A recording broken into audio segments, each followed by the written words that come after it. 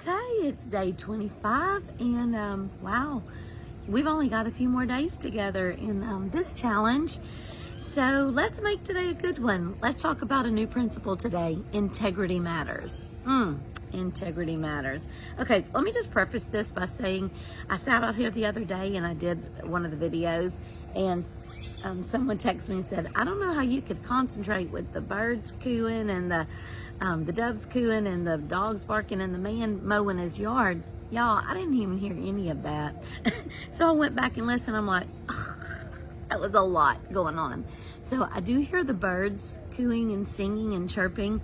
I hope that's okay as background for the video today. But look, integrity matters. That's today's principle. Integrity matters.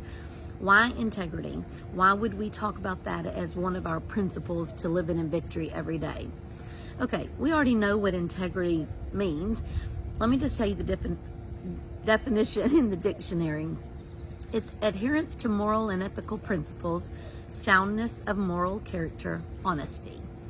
Okay, let me tell you how the Bible looks at integrity and how it defines integrity. Moral uprightness, honesty, and steadfast commitment to righteousness. And look at this. The biblical understanding of integrity is rooted in a deep sense of adherence to God's commandments, as well as sincere dedication to living a life aligned with divine principles. Ooh, let me say that one again. It's rooted in a deep sense of adherence to God's commandments, as well as a sincere dedication to living a life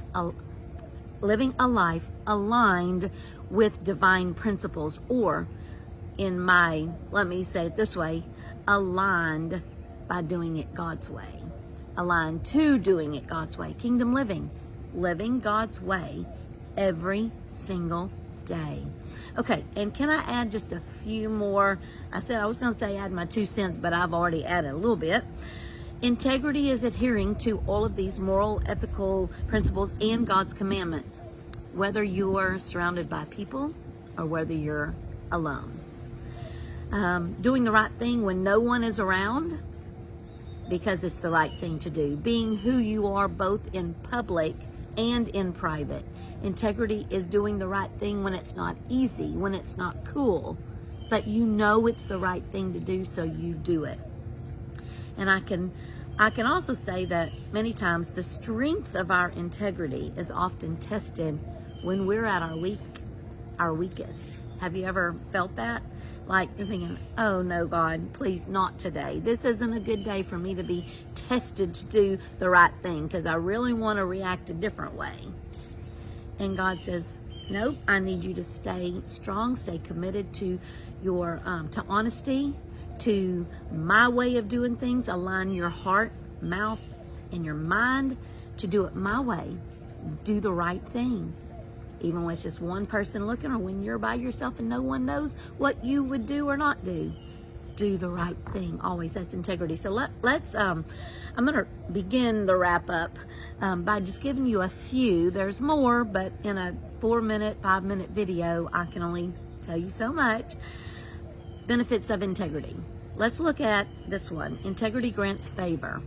So Rahab, she was the prostitute that lived in Jericho that hid the spies for the children of Israel. Were the spies coming in to scope out the land? She hid them even when she knew that she could get into a lot of trouble. I mean, it probably would have cost her life. And we're going to talk about Rahab on the very last day, March 30th, second to last day. I'm excited about that. I really do like Rahab's story. She received favor even though her people, the whole city of Jericho, were destroyed, because she did what was acceptable to God, not what was acceptable to the people. She knew the right thing to do was what was acceptable to God. Proverbs 21:3 says, to do what is right and just is more acceptable to the Lord than sacrifice. Ooh, so let's purpose, okay? Rather than pleasing people, we have a lot of people pleasers. And I'm not saying don't keep the peace and don't do that, but when that overtakes you and it trumps your moral compass, that's not okay. That's not kingdom living.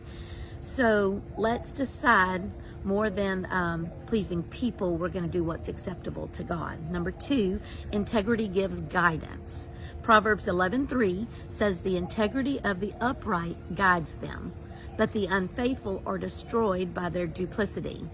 And I looked up duplicity just to get a clearer picture, and it's contradictory doubleness of thought, speech, or action. One day you think this, the other day you think this, you see another side of that same thing you just thought. It's being double-minded. Or this one is an ouch word, being two-faced. Is there anything there's probably something that's worse than that, but can I just tell you how that is a pet peeve of mine?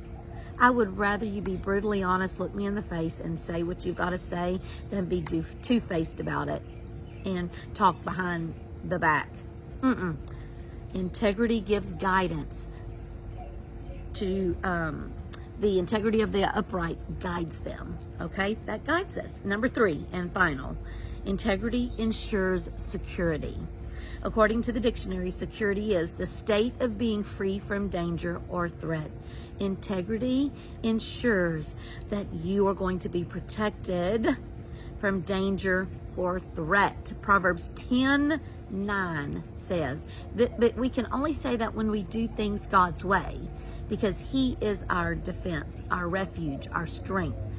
Whoever walks in integrity walks securely, but whoever takes crooked paths will be found out. So that doesn't mean danger and threats may not come to you, but the way you walk through them when you have integrity says we walk securely because we have God. He's our rock. He's our defense. He's our refuge. And we get that as believers. Walk in integrity, and we walk securely. All right. It does matter. Integrity matters. Make it a good day and make the right decisions. Please God. Love people. Please God. I'll see you back tomorrow.